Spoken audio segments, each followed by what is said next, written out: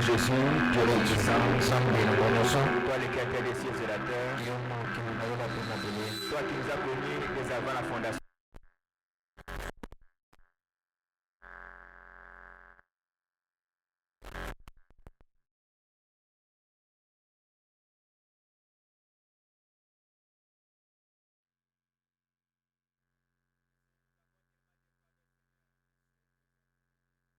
En venant dans ta présence, c'est là où nous savons que nous recevons le pardon. Et c'est là que nous dépouillons de tout ce qui est du monde. Prends la prééminence, la domination du qui de ce soir. Conduis-nous du début jusqu'à la fin, Seigneur. J'espère que c'est toi que tu puisses parler ce soir. Que mes pensées ne puissent pas intervenir. Nous nous abandonnons toi entre tes saintes mains. Au nom de Jésus-Christ. Amen. Ok, sans plus tarder, nous allons ouvrir nos Bibles. Prenons Matthieu chapitre 8. Nous allons commencer à partir du verset 23. Et puis nous irons aussi dans Ephésiens chapitre 6. On commence d'abord dans Matthieu.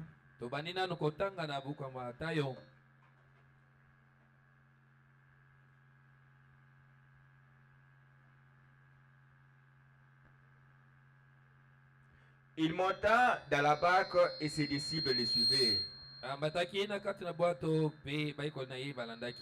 Et voici, s'éleva sur la mer une si grande tempête que la barque était couverte par les fléaux et lui dormait.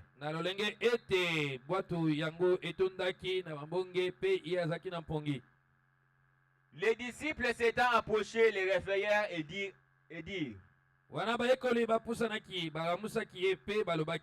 Seigneur, sauve-nous. Nous périssons. Il a dit, pourquoi avez-vous peur? Gens de peu de foi. Alors il s'éleva, menaça le vent et la mer, et il y eut un grand calme. Ces hommes firent saisir d'étonnement. Quel est celui-ci, disait-il, à qui obéissent même le vent et la mer? Allons dans Ephésiens chapitre 6. Nous allons commencer à passer du verset 10.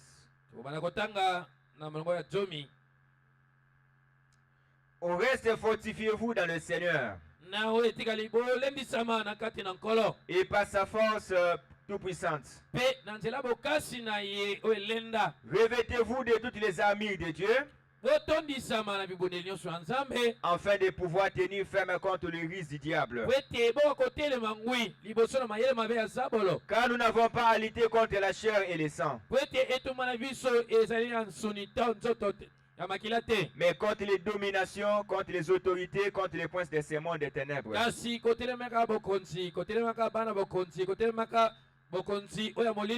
contre les esprits méchants dans le lieu céleste. C'est pourquoi prenez toutes les armes de Dieu afin de pouvoir résister dans les mauvais jours et tenir ferme après avoir tout surmonté. Tenez donc ferme. Ayez avoué la vérité pour sentir, revêtez la cuirasse de la justice. Mettez pour aussi à vos pieds le zèle qui donne l'évangile de paix.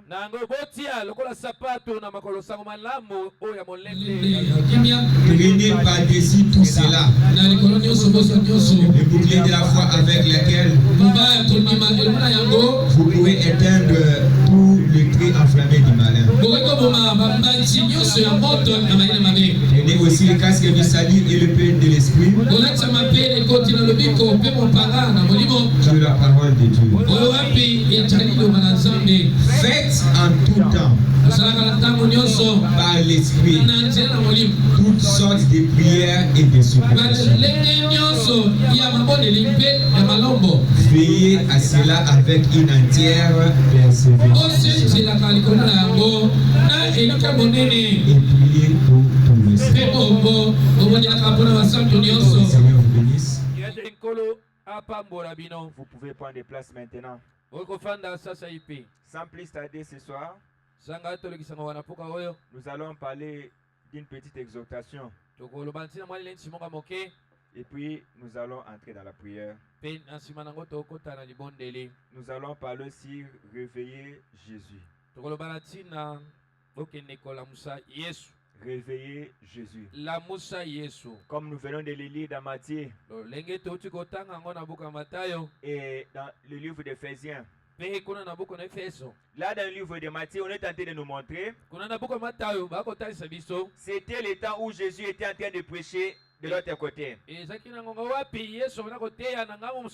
Après avoir prêché, il devait traverser de l'autre côté de Gadara. Il devait aller de l'autre côté. Maintenant, pour y aller, il a demandé à ses disciples de pouvoir partir. Et lui était venu. Mais néanmoins, il était allé ensemble avec eux. Il est monté dans la barque. Et puis il traversait ensemble pour aller de l'autre côté. Pendant qu'ils étaient en train de naviguer, tout semblait être bon. Il n'y avait pas de problème. Pendant qu'ils étaient dans la barque, il n'y avait pas de soucis. Il n'y avait pas d'inquiétude. Mais à un moment donné, les disciples ont commencé à parler de Jésus. Ils ont commencé à parler de ce qu'ils avaient vu. Des miracles qu'ils avaient vu Jésus accomplir. Comment est-ce qu'ils pouvaient prêcher? Comment ils pouvaient faire tel et tel miracle? Ils étaient tous joyeux. Ils étaient dans une atmosphère convenable. Pendant qu'ils se réjouissaient de la parole, l'autre pouvait dire, Jésus que moi je l'ai rencontré, il m'a appelé dans même le nom de mon père. Nathanaël est venu. Il a dit comment? Moi quand je suis arrivé, il a dit qu'il me connaissait. Mais pendant qu'ils étaient en train de prier, ils étaient tellement étonnés. C'était un bon moment où ils parlaient du Seigneur, où ils étaient en train de parler autour de la parole. Et Frère Branham me dit, la barque aujourd'hui est typifiée à l'église. Comme nous sommes ce soir, nous parlons de Jésus, nous parlons de lui, comment il est grand, comment il agit, comment il fait des miracles. Maintenant, à un moment donné, pendant qu'ils étaient en train d'avancer, le diable est dans son coin. Il a observé tout ce qui s'est passé. Il a regardé les témoignages. Ils étaient en train de parler. Satan dit, oh, maintenant, je les ai eu. Maintenant, je vais les engloutir dans l'eau. Je fais qu'en sorte que leur bateau puisse aller dans l'eau. Et comme le diable pensait que Jésus était en train de dormir, il a dit qu'ici, même lui, je vais le fonder carrément. Et du coup, il y avait une forte tempête. Il y avait une grande tempête dans la mer. Il y avait des vagues. Et là, il n'y avait pas moi que le bateau puisse aller convenablement. Et l'eau commençait à entrer dans la barque. Ils étaient tous confus. Une fois que quand ils ont vu cela, ils sont entrés dans les troubles. Il y a eu beaucoup de pleurs. Ils ont essayé par les propres forces. Ça ne tenait pas. Ils ont commencé à lever de l'eau dans la barque. Ils ont commencé à lever de la barque. Mais ça ne tenait pas. de plus en plus qu'ils essayaient de se sauver, la situation devenait de plus en plus compliquée. Ils étaient en train de souffrir. Mais pourtant, Jésus était avec eux. Ils étaient en train de parler de lui. Comment il est puissant. Comment il a fait ceci. Comment il a accompli ceci. Mais au moment de l'épreuve, ils ont complètement oublié la personne qui était avec lui. Alléluia. Frère Madame dit, cela est typifié à l'église du Christ aujourd'hui. Aujourd'hui, les croyants peuvent témoigner de la grandeur de Dieu. Ils peuvent témoigner combien Dieu est grand. Ils peuvent dire combien Dieu a sauvé. Combien Dieu a guéri tel soeur et tel frère. Mais après un moment donné, quand quelque chose survient, directement les croyants perdent leur foi. Ils oublient même celui qui témoignait. Alléluia. Frère Baname dit, le diable, c'est un imposteur. Il vous suit partout. Et il vous suivra partout. Même quand vous dormez, le diable ne dort pas.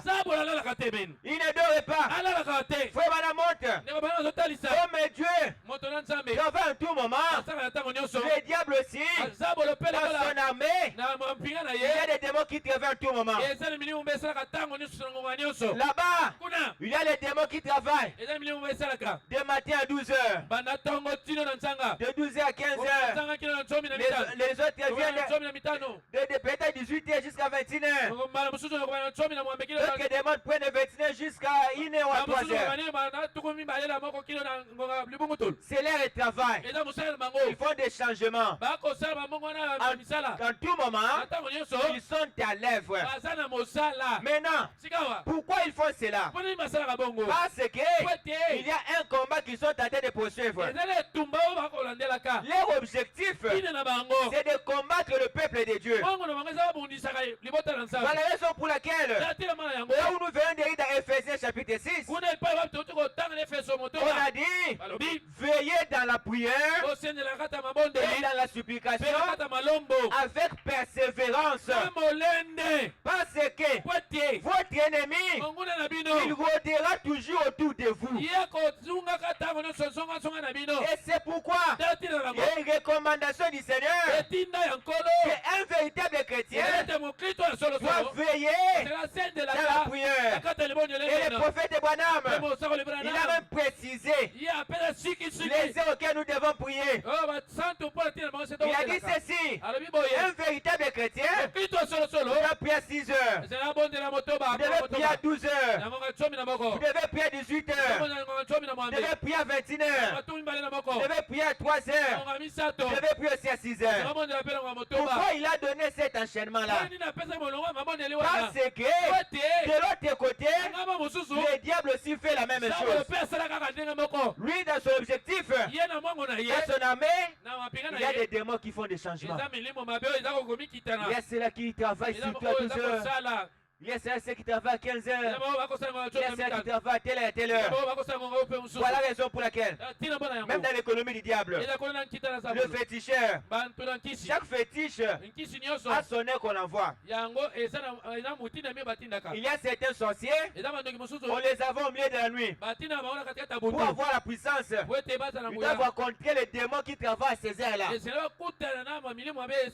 y a ceux qu'on les envoie à 12 heures. On vous dit va à tel endroit. Et ils se dirigent là-bas. Il y a ceux qui vont à 15 heures. C'est la manière qu'ils travaillent. Maintenant, nous comme étant des enfants de Dieu, on nous demande de se revêtir de toutes les armes de Dieu pour combattre les dénominations, les autorités de ce monde. Frère Baname dit, le diable est puissant. Il ne faut pas le minimiser. Après Dieu, la puissance qui vient, c'est celle de Satan. Je ne suis pas en train de le glorifier. Mais il dit ceci. Quand un enfant de Dieu, il s'abandonne totalement à Dieu, ce dernier devient tout puissant. Le diable peut être puissant. Mais si toi tu t'abandonnes à Dieu, tu vas revêtir l'autorité suprême. Tu deviendras tout puissant. Alléluia. Frère Banamedi, quand un homme il s'abandonne au diable, et cet homme-là, il peut avoir la force 5 fois plus que celui qu'il avait. Si les personnes disent je dois avoir un fétiche pour être fort, et ce dernier va au diable, il suit les recommandations. Après cela, il devient plus fort. Il détient la puissance plus de 10 personnes. Faut même dire, c'est parce qu'il est abandonné au diable. Mais dit, si un chrétien s'abandonnait totalement à Dieu, vous ne réalisez pas ce que ça peut produire. Vous ne réalisez pas ce que ça peut produire. Parce que nous avons l'autorité suprême de Dieu.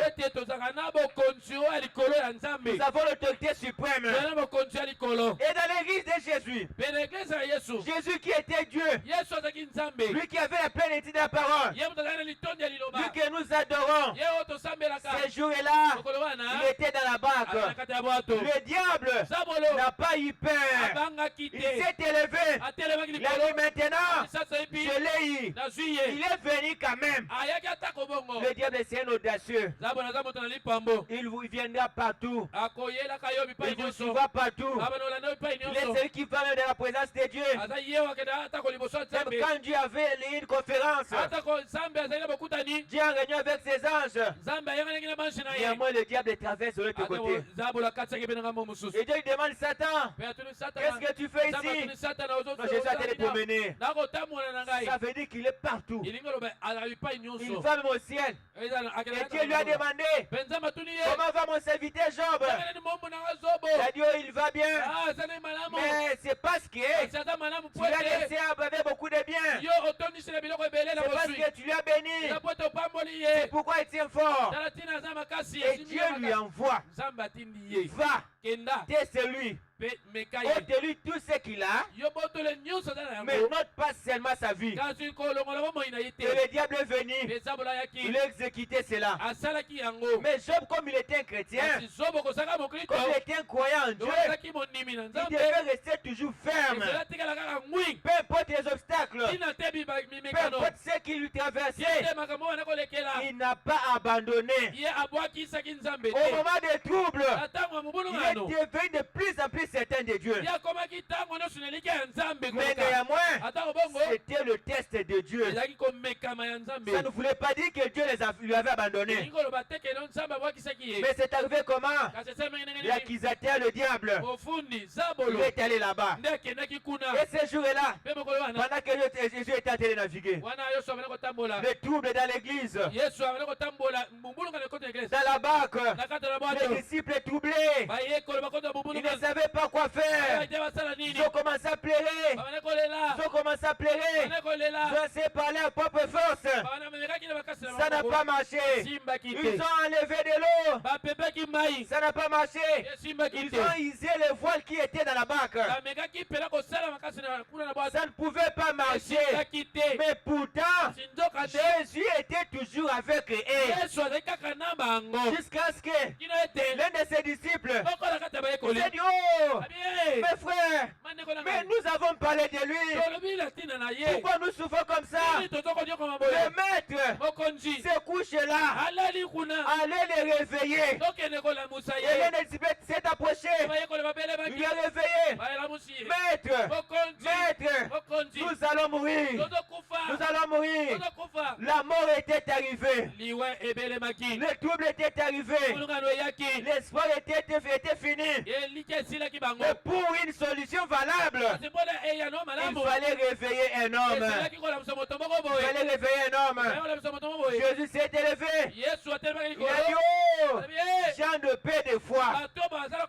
Pourquoi au moment des troubles, vous devenez inquiet? Au moment des tensions, au moment de détresse, vous abandonnez la foi.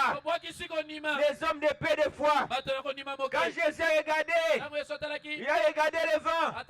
Il a dit au vent, tais-toi. Et il y a une grande silence dans la mer. Et là, problème avait eu la solution. Pourquoi? Ils avaient réveillé Jésus. Et aujourd'hui, tout ce dont nous sommes en train de traverser, tu viens à l'église, tu écoutes la parole, mais néanmoins, il y a les tests, tu as des combats, il y a des moments qui sont en train de traverser. Ça ne veut pas dire que Dieu est abandonné. Au lieu de s'affaiblir, au lieu d'abandonner, élevez votre foi. Élevez votre foi. Il faut reconnaître, malgré tout cela, il est toujours avec vous. Il est toujours avec vous. Faut me dire, Jésus ne t'a jamais quitté. Si tu crois certainement que tu es Jésus, ou tu avais Jésus, il dit, il est toujours là. Peu importe ce que tu es tenté de traverser, il est toujours là. Mais ce qu'il vous faut, réveillez-les. Réveillez-les. Pendant qu'ils étaient en train de se débrouiller, lui il était là. Il ne pouvait rien faire. Il était là. Mais pour agir, il a fallu qu'on puisse les réveiller. C'est ce qu'il faut à l'église aujourd'hui. Le diable, il a multiplié des stratégies pour combattre les enfants de Dieu.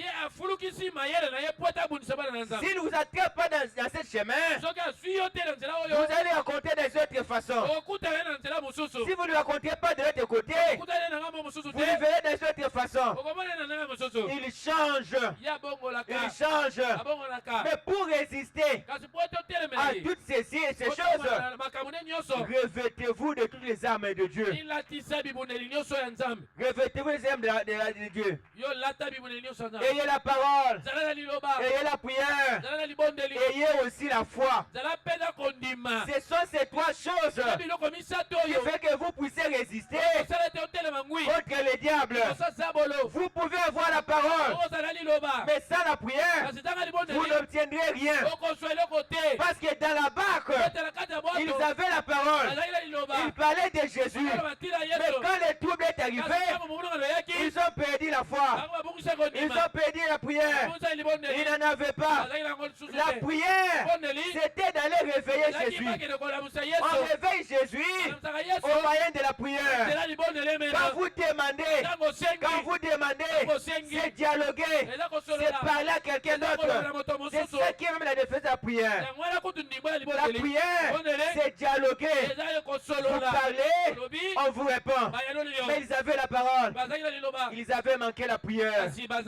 Parce que le maître était toujours avec eux. Le maître était couché là-bas.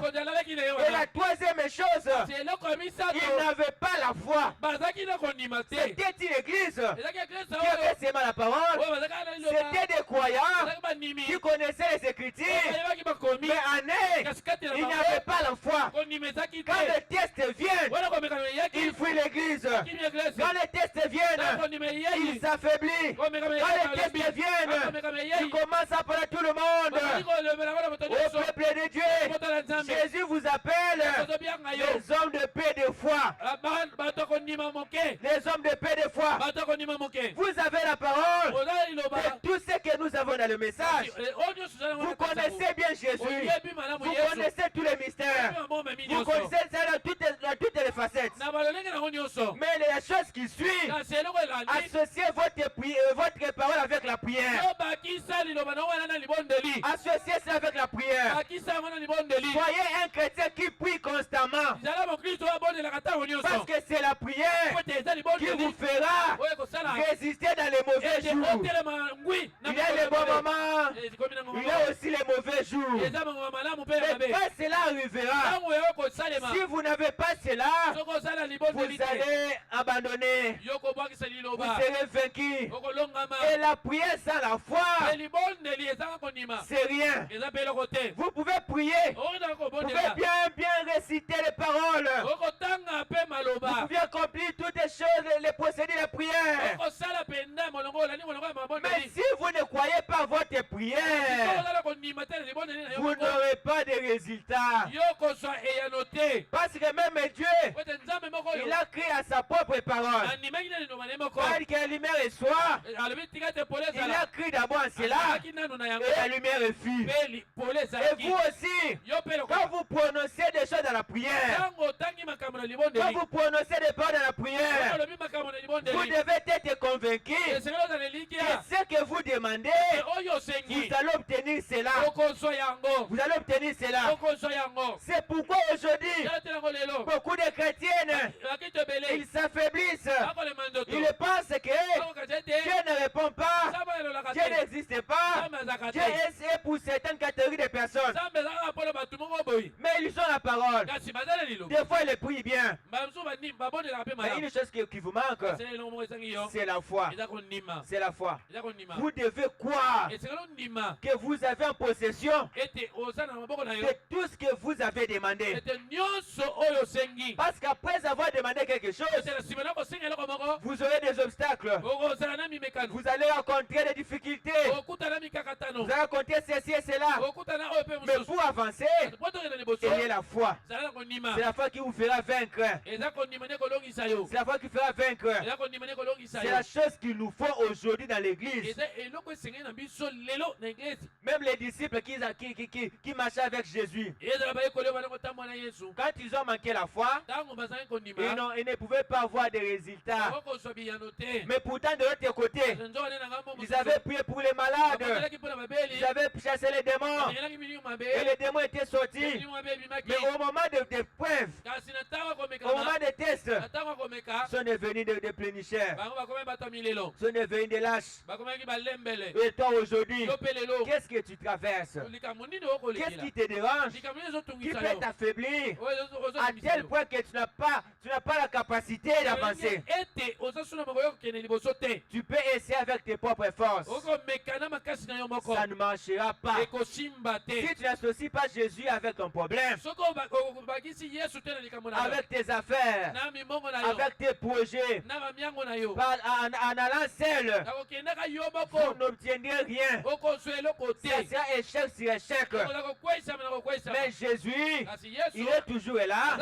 Il vous observe. C'est toujours comme ça avec lui. Dieu aime les croyants qui croient à l'invisible. Mais si vous ne voyez rien, vous ne voyez pas le secours, vous ne voyez pas comment la chose viendra, mais néanmoins, vous le croyez toujours. C'est ça la nature du croyant. C'est ça la nature du croyant. Alléluia. Est-ce que nous sommes ensemble? Sans pourtant tu as déjà dit quelque chose. Alors allez réveiller Jésus. Prêcher le 3 novembre 1963.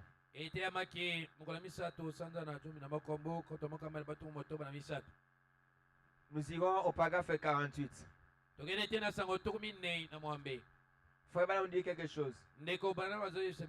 Allez réveiller Jésus. Le 3 novembre 1963. Paragraphe 48. Bon,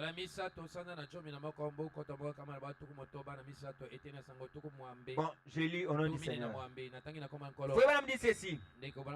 Alors, je me suis dit que si par un total abandon au diable, un homme peut devenir 5 fois plus fort. Est-ce que vous êtes là? Ok. Je recommence. Alors je me suis dit que C'est par un abandon total au diable, un homme peut devenir 5 fois plus fort. Qu'arrive-t-il à un homme qui s'abandonne complètement à Dieu? Qu'est-ce que cela ferait à un estropié qui est faible dans son corps,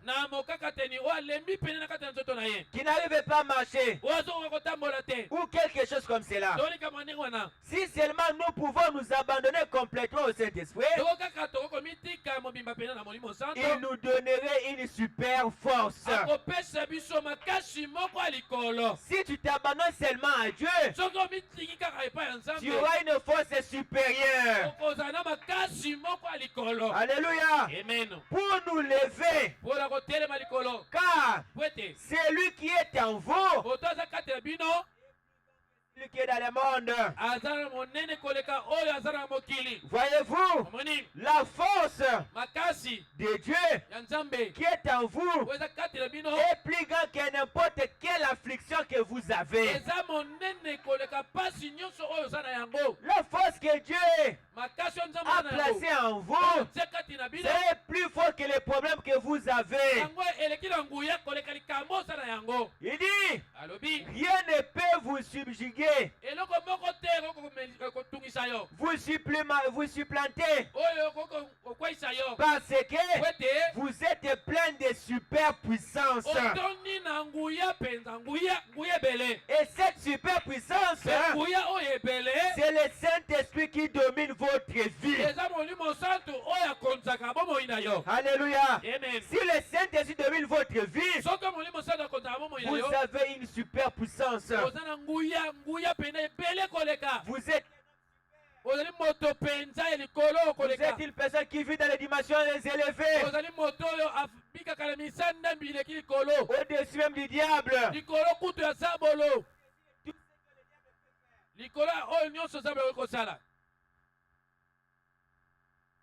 Prenons, il y a une seule voie à laquelle Dieu a pourvu pour tout. Il y a une seule voie à laquelle Dieu a pourvu pour tout. Nous allons au paragraphe 176.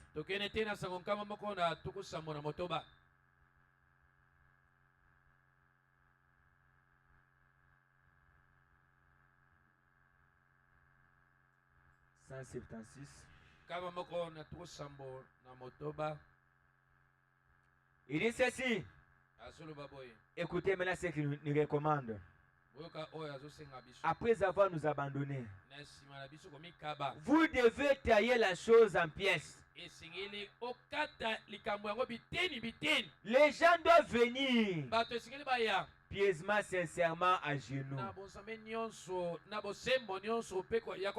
Et il restait jusqu'à ce que il y ait se produisent. Excusez. Les gens doivent venir pieusement, sincèrement, à genoux. Et il restait jusqu'à ce que des résultats se produisent. Laissez que cette puissance du Saint-Esprit, de l'amour de Dieu, entre dans votre cœur et vous fasse confesser tous vos péchés et toute votre incrédulité, et que vous acceptez que Jésus-Christ, Dieu a envoyé ce qu'il avait pourvu. Je vais directement dans Jésus-Christ est même hier, aujourd'hui, éternellement.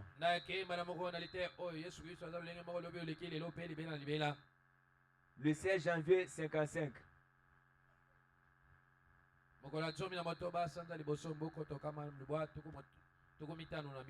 Le paragraphe 45.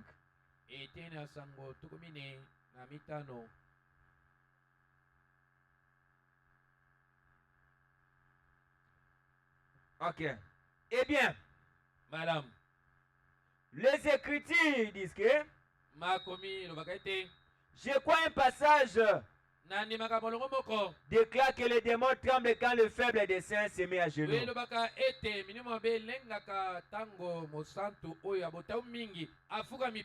Quelle puissance et quel privilège ont été donnés à l'église du Dieu vivant.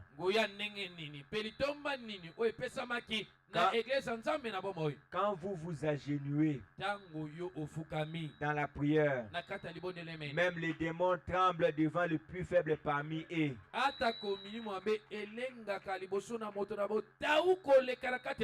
Pensez-y. Quand le plus faible, il se met à genoux et il commence à prier, les démons tremblent. À combien plus forte raison, vous qui êtes dans votre état. Je vais directement aussi dans Quatus, c'est là le 3 octobre 51.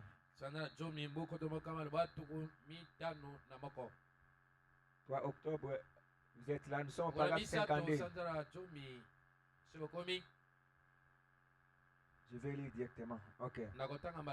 Je vous assure, ce dont nous avons besoin aujourd'hui, c'est d'un réveil à l'ancien monde qui amène les hommes à se mettre à genoux et à payer le prix et à perdre le le monde. À perdre le vide des mondes qui l'entourent. Où l'homme peut entrer dans une sphère avec Dieu et rester avec le Saint-Esprit jusqu'à ce que la puissance vienne. Amen.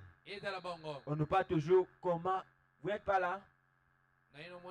Voici, c'est là, le 3 octobre 1953. Frère Branham est tenté de montrer l'importance de prier à genoux. Toutes les écritures que je suis en train de lire, ça parle presque de la même chose. Vous voulez être dans un abandon total.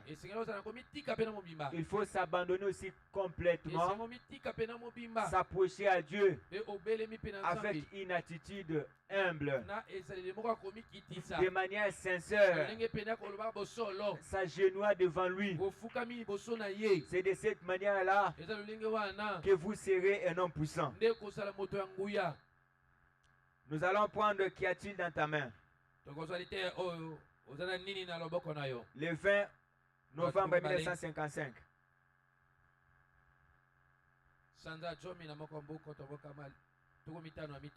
Le 20 novembre 1955, je lis directement. Dieu n'écrit pas sa parole pour cela. Agenouillez-vous et levez les yeux dans la promesse de Dieu, dans le sang du Seigneur Jésus-Christ. Les choses vous paraîtront bien différentes. Lorsque vous venez de cette façon-là, lorsque vous venez de manière à genoux, vous approchez auprès de Dieu, les choses vont apparaître de manière différente. Mais aujourd'hui, quand un chrétien s'habille très bien, il vient à l'église, des fois pour s'agenouiller, il regarde à son habillement. Il regarde à son habillement. Il y a que des positions que Frère Branham nous a données pour prier. Il y a soit se tenir debout, de manière humble, inclinant la tête, pour montrer votre humilité devant Dieu. Ou soit vous vous mettez à genoux, un signe qui montre l'abandon, je l'abandonne à toi. Donc vous vous dépouillez à tout. Quand vous venez de cette façon-là, les choses vont vous apparaître différentes. Dieu va exaucer vos prières. Des fois nous ne recevons pas à cause de notre attitude. Vous priez soit étant assis. Inclinez seulement la tête comme ça. Vous n'avez pas la foi de se tenir debout ou de s'agenouiller. Ce n'est pas une bonne position pour la prière. Parce que même le musulman, peu importe la fatigue qu'il a, s'il faut prier, il se met toujours dans sa position là. Vous ne le verrez pas, il se fatigue. Il met les dos par terre. Il ne met pas cela. Pourquoi? Parce que c'est la façon qu'on les a enseignés de se présenter devant Dieu. Mais aujourd'hui, les chrétiens sont devenus des faiblards. Les gens que nous appelons des païens, j'ai oublié peut-être la citation. Faut dire. Aujourd'hui, les gens ont eu beaucoup de raisons pour commencer à taxer ceux qui prient beaucoup d'être des païens. Ils commencent à minimiser même cela, à réduire cela. À quoi bon de prier beaucoup? À quoi bon de prier beaucoup?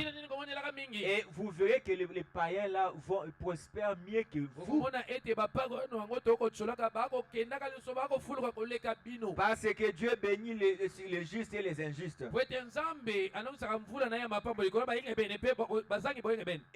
Et nous, nous sommes les enfants de Dieu. Et ne sommes pas les enfants des diables. Mais nous sommes des fils et des filles de Dieu par l'adoption. C'est ça la différence entre nous et les païens. Et ces gens des dominations. Nous sommes le fils et le fille de Dieu. Mais ils sont aussi les enfants de Dieu. Dieu s'intéresse aussi à eux. Dieu s'intéresse aussi à eux. Quand ils obtiennent ce qu'ils désirent, ils appliquent la foi, ils vont par la prière, et Dieu leur donne. Dieu n'a pas de distinction à ce côté-là. Même un magicien, s'il veut avoir quelque chose de grand, bénéficieux, quoi que ce soit, et qu'il applique seulement les règles de la parole, il va avoir le résultat. Comme Frère Madame l'a dit, l'État, il avait organisé des réunions de prière.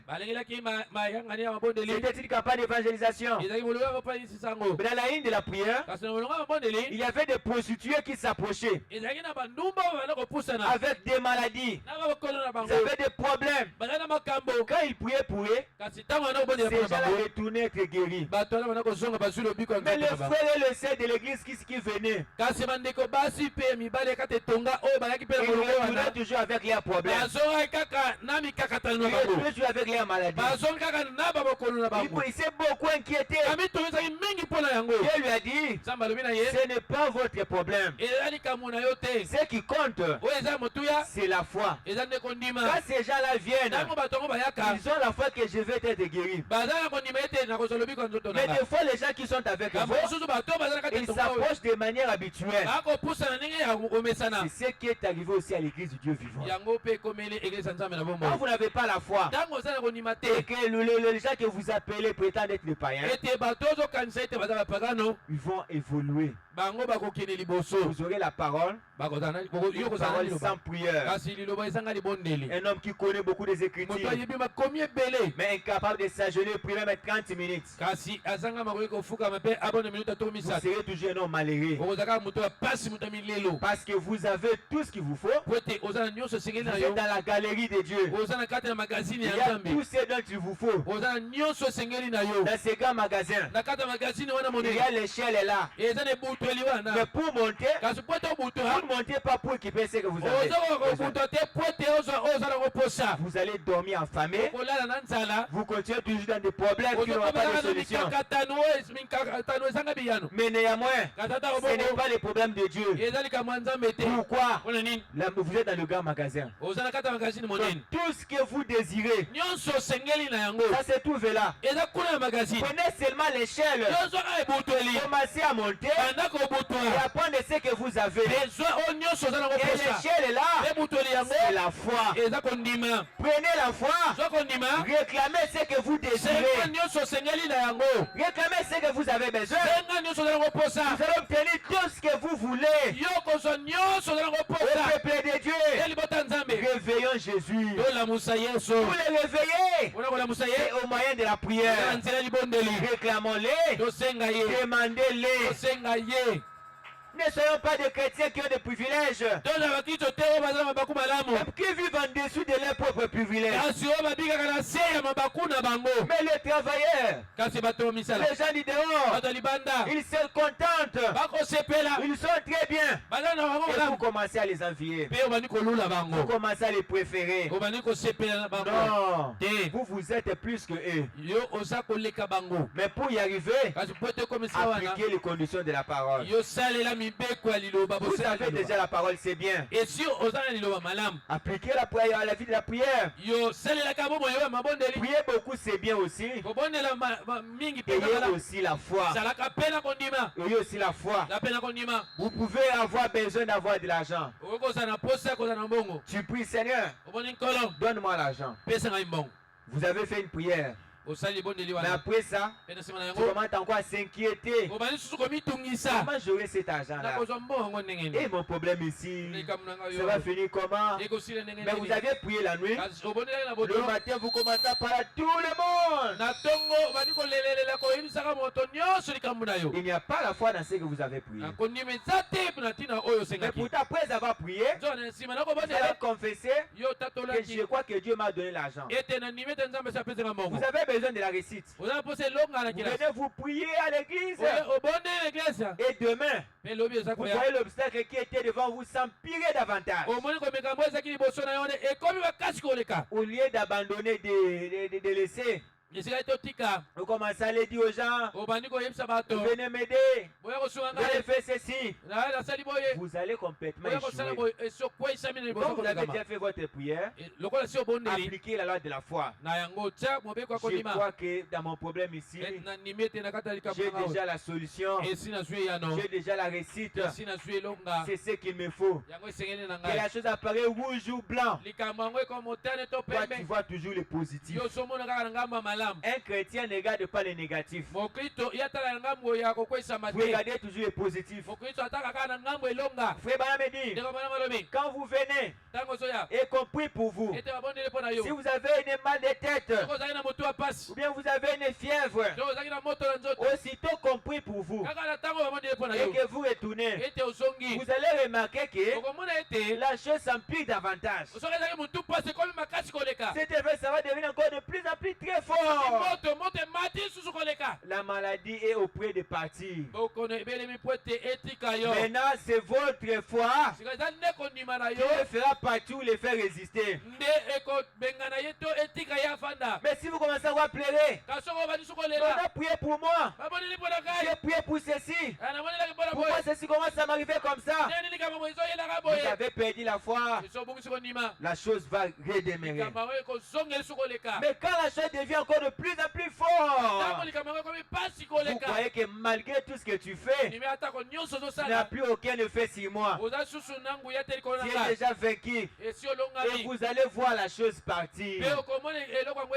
C'est comme ça que Dieu agit. C'est comme ça que Dieu agit. Au peuple de Dieu, il ne faut pas se débrouiller tout seul. Marcher c'est dans la vie.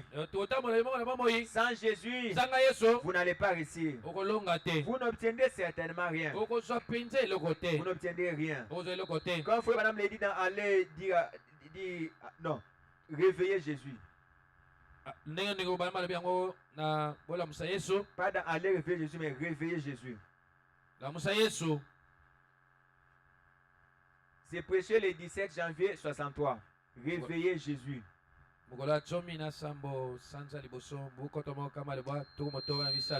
allons directement par paragraphe 133. 133. Frère Branham dit ceci. C'est pareil aujourd'hui. Il cherche à nous mettre à l'épreuve pour voir si nous supporterons ou pas. Il dit ceci. Il retire un réveil. Dans une église comme notre église ici. Il retire un réveil et déclenche une discussion dans l'église. Juste pour voir ce que vous ferez. Quelque chose arrive dans l'église. Vous vous disputez avec une personne. Vous êtes tellement chopé. Vous allez me dire, il a eu des fois que c'est Dieu qui fait cela. Maintenant, il vous laisse pour voir votre réaction. Il peut lever des tensions à l'église. Tout simplement pour voir ce que vous allez faire. Il dit ceci. Il lâche Satan parmi vous pour voir votre position. Il les laisse vous frapper avec quelque chose. Pour voir quelle position vous prendrez. Dans notre église comme ça, vous aurez des épreuves de manière différente. Dieu va vous tenter. Dieu va vous éprouver.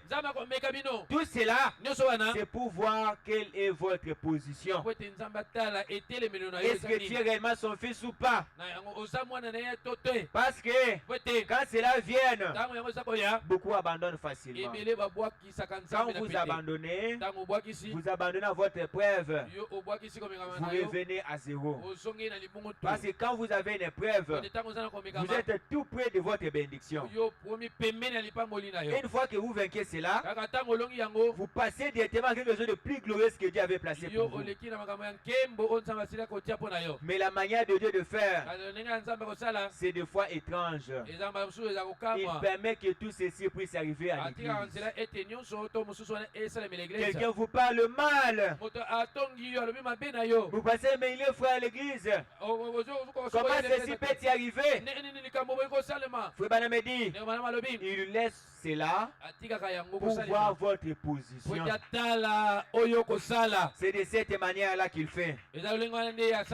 Allons dans la brochure appelée Jésus sur la scène. Le 19 mars 64.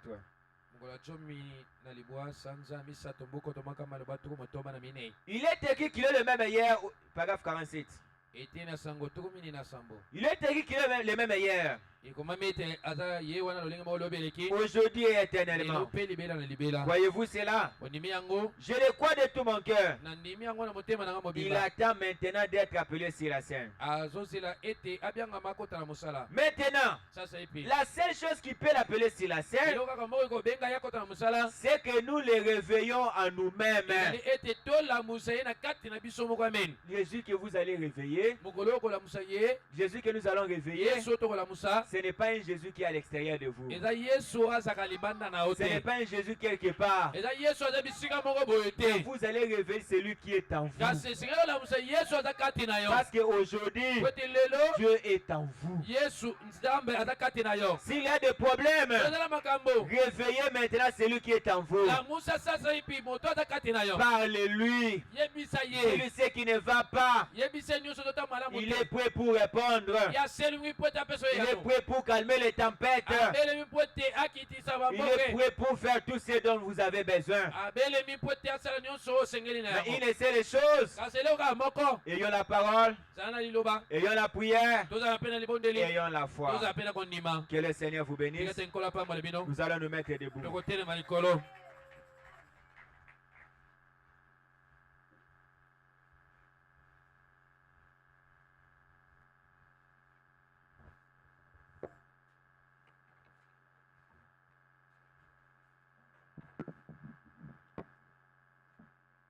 Si on peut nous entonner hier, aujourd'hui, à jamais, ce sera une bonne chose.